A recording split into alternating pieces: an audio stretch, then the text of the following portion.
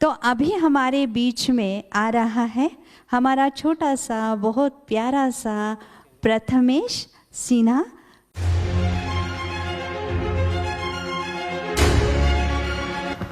एक प्रथमेश करके बच्चा मुझे मिला, वो देख नहीं पाता है, आयु बहुत छोटी है, 11 साल का होगा।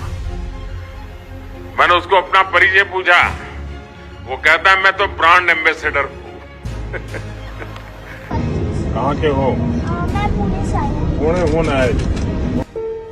Prathamesh came to Shark Tank and won the hearts of the entire nation. Hi Sharks. Hi Prathamesh. Welcome to Shark Tank, Prathamesh. नमस्कार Sharks, मेरा नाम प्रथमेश सिन्हा है। मैं पुणे से आया हूँ। जब लॉकडाउन में सभी बच्चों का ऑनलाइन क्लास चल रहा था, तब एनी की मदद से मैंने बहुत कुछ लर्न किया है। He got a chance to live the boat life as he was invited to the office as a special guest. Aman sir को, बोर्ड की पूरी टीम को थैंक यू सो मच, उन्होंने जो प्रथमेश के लिए किया। कुछ पाने की जिद को अपना जुनून बना लो, हार जीत ही जिंदगी के मायने हैं, ये सबको बता दो। तुम्हें कोई कम समझने की भूल न करे, ऐसा अपना वजूद बना लो। हमारे वंडर बॉय प्रथमेश को हम इस मंच की शोभा बढ़ाने के लिए बुला रहे हैं। बहुत सुंदर। और ये आप सबको अपना अनुभव भी शेयर करेंगे मेडिटेशन का, और साथ साथ एक मोटिवेशनल स्पीच भी देंगे।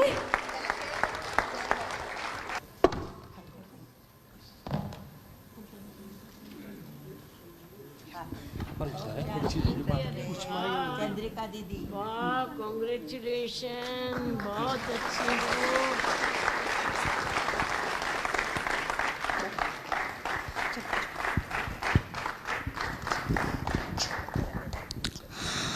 ओम शांति। नमस्कार, मेरा नाम प्रथमेश सिन्हा है। मैं 13 साल का हूँ। सबसे पहले यहाँ उपस्थित सभी लोगों का मैं स्वागत करता हूँ और शीतल दीदी को धन्यवाद देता हूँ, जगदम्बा भवन की सारी दीदियों को धन्यवाद देता हूँ। साथ ही साथ धन्यवाद ब्रह्म कुमारी की यूथ विंग का, जिन्होंने ना सिर्फ ये कार्यक्रम आयोजित किया बल्कि यहाँ मुझे बुलाकर अपनी बात रखने का अवसर प्रदान किया।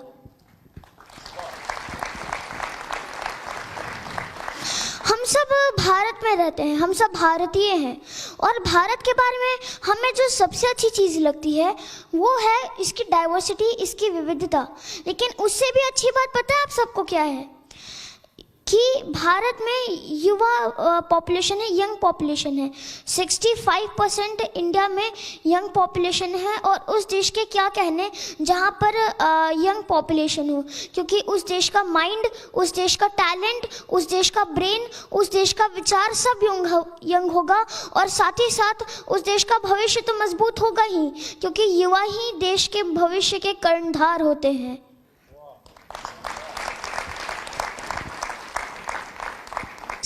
मैं आप सबको एक चीज़ और बताना चाहूँगा कि कुछ लोग सोचते होंगे कि जो स्पिरिचुअलिटी है वो हम सब के लिए नहीं है, युवाओं का स्पिरिचुअलिटी से क्या काम। तो मैं ये बताना चाहूँगा, खुद मैं यहाँ पे आता रहता हूँ, ब्रह्म कुमारीज में मुझे आगे काफ़ी अच्छा लगता है, क्योंकि ये जगह जो है मेरे लिए काफ़ी हैप्पी प्लेस है। स्पिरिचुअलिटी जो है उससे जुड़ने के बहुत फ़ायदे हैं। सबसे पहले तो स्पिरिचुअलिटी जो है वो आपको जुड़ने के बाद किसी भी समस्या का समाधान नहीं देती है। जो आप सोचोगे कि आप स्पिरिचुअलिटी से जुड़ जाओगे और आपको किसी भी समस्या का समाधान मिल जाएगा, लेकिन स्पिरिचुअलिटी जो है वो आपको समस्या से लड़ने की ताकत देती है।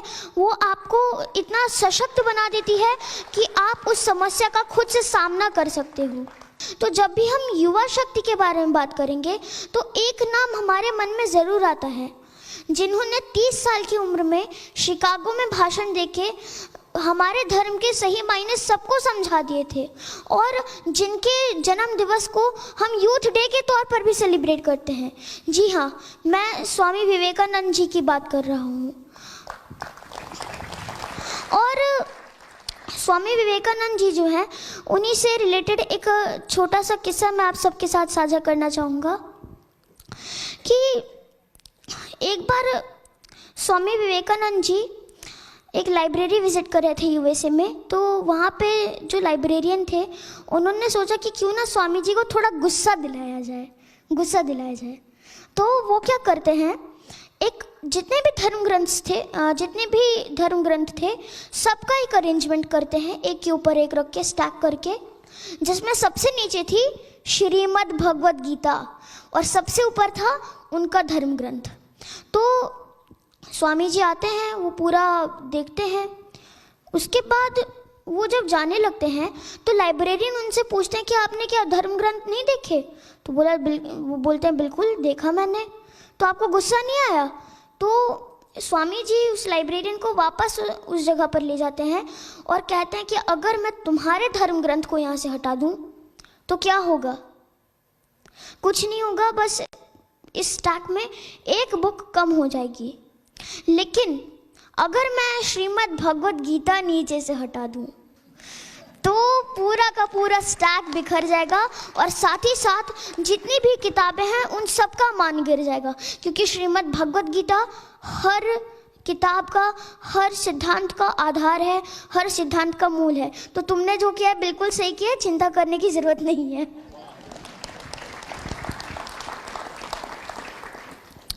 आजकल की जो लाइफ है वो काफ़ी फास्ट फॉरवर्ड हो गई है।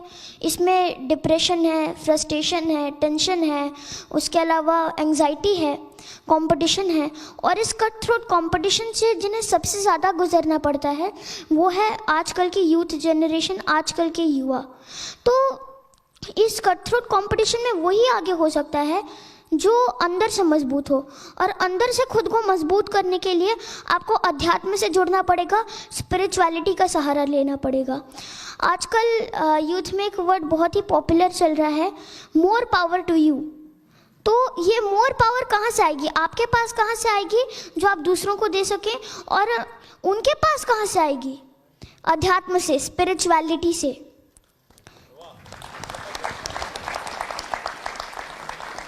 स्वामी विवेकानंद जी से ही रिलेटेड एक किस्सा और मुझे याद आ रहा है जो मैं आप सबके साथ साझा करूंगा कि एक बार स्वामी जी न्यूयॉर्क में टहलने निकलते हैं, घूमने निकलते हैं।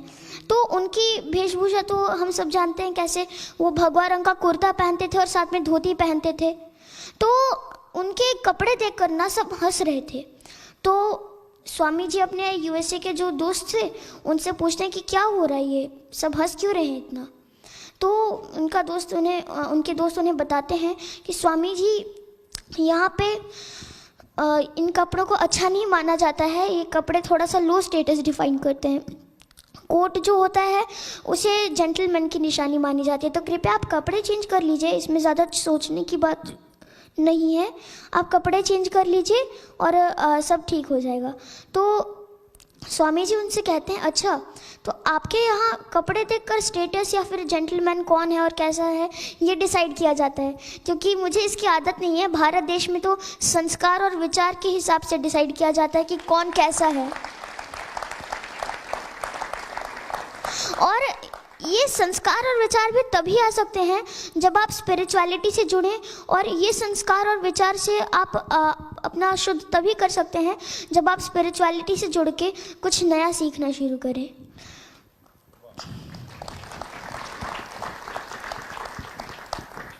स्पिरिचुअलिटी जो है वो हमें खुद से खुद को मिलाती है।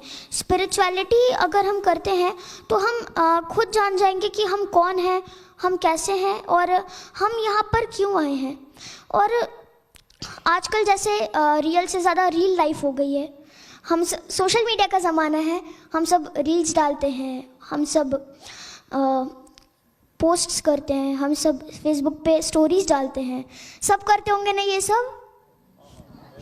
तो रील्स वगैरह तो हम डालते हैं, ऊपर से एक चीज़ और है, हम सभी ये देखते हैं कि कौन कितना लाइक कर रहा है और कितने कमेंट्स कर रहे हैं। और यही लाइक्स और कमेंट्स के चक्कर में कई बार लोग आहत होकर गलत कदम भी उठा लेते हैं। तो मैं बीके शिवानी दीदी को बहुत सुनता हूँ और वो एक चीज़ हमेशा कहती हैं, अपना रिमोट कंट्रोल दूसरों के हाथ में नहीं देना है। लेकिन हम लाइक और कमेंट्स पर निर्भर होके यही काम कर रहे हैं, अपना रिमोट कंट्रोल दूसरों के हाथों में दे रहे हैं। जैसे मैं तो यहाँ आता जाता रहता हूँ, मैं स्पिरिचुअलिटी में तो मुझे उतना फ़र्क नहीं पड़ता है लाइक्स और कमेंट से, और हमें बाकियों को नहीं पढ़ना चाहिए, क्योंकि जो स्पिरिचुअलिटी में होगा वो ये सोचेगा कि चलो कोई बात नहीं, मैंने एक अच्छा उदाहरण दे दिया है समाज को, मैंने कुछ अच्छा शेयर किया है लोगों के साथ। आपके हिसाब से अगर वो अच्छा है तो आपने अच्छा शेयर कर दिया है। अब वो समाज पर निर्भर करता है, वो बाकियों पर निर्भर करता है कि वो उसे कैसे ले रहे हैं, वो उसे लाइक कर रहे हैं कि नहीं कर रहे हैं।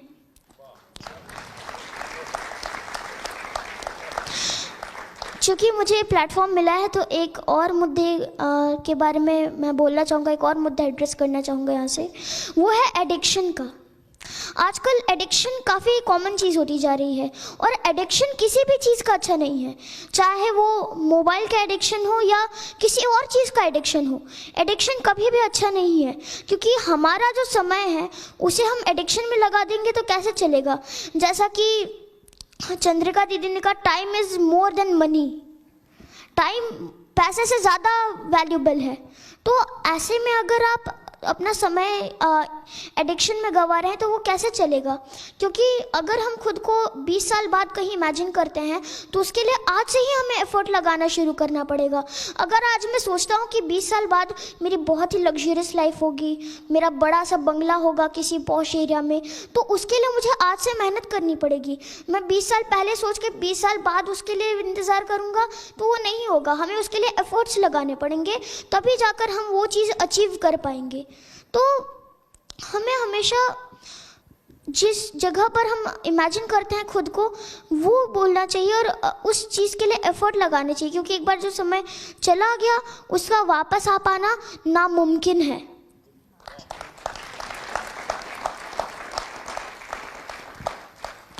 तो अंत में आप सबका ज़्यादा समय ना लेते हुए मैं आप सबको एक चीज़ और बताना चाहूँगा कि आप सभी यहाँ पे राजयोग का कोर्स ज़रूर करिए। अगर आपने किया है तो बहुत अच्छी बात है, नहीं करते हैं तो एक बार ज़रूर करिए राजयोग का कोर्स, क्योंकि आप इसमें खुद से खुद को मिला लेंगे और उसके अलावा आप ये समझ पाएंगे कि आपका इस धरती पे क्या रोल है।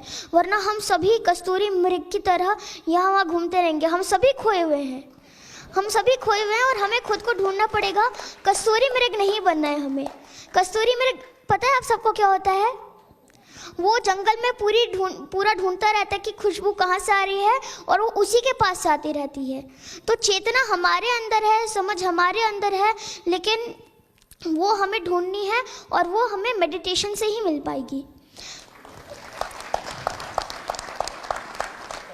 तो मैं और 3 लाइनें जो मैंने लिखी हैं वो आप सबके साथ साझा करना चाहूँगा जाते जाते, कि युवा इस देश का कर्णधार है, इस देश के भविष्य के तरक्की का आधार है और युवाओं के कंधे पर ही इस देश के राष्ट्र निर्माण का भार है। बहुत सुंदर। तो अंत में अपनी इन्हीं बातों के साथ मैं अपनी बात को समाप्त करता हूँ। फिर एक बार आप सबका बहुत बहुत धन्यवाद। आपने मुझे इतने ध्यान से सुना, इतने धैर्य से सुना, आपका बहुत बहुत आभार। ओम शांति। बहुत सुंदर। प्रथमेश भाई के लिए बहुत सुंदर तालियां। और दीदी एक छोटा सा गिफ्ट प्रथमेश भाई को दे रहे हैं।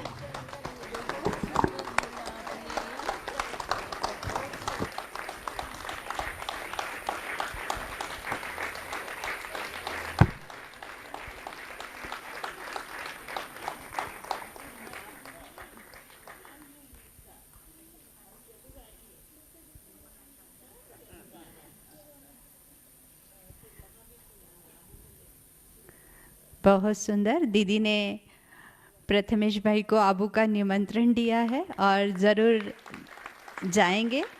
और इन्होंने जो भी सुनाया इन्होंने खुद अनुभव किया है। किड्स कैंप में हमारे प्रथमेश भाई आते रहते हैं और बहुत सुंदर रीति से पार्टिसिपेशन करते रहते हैं।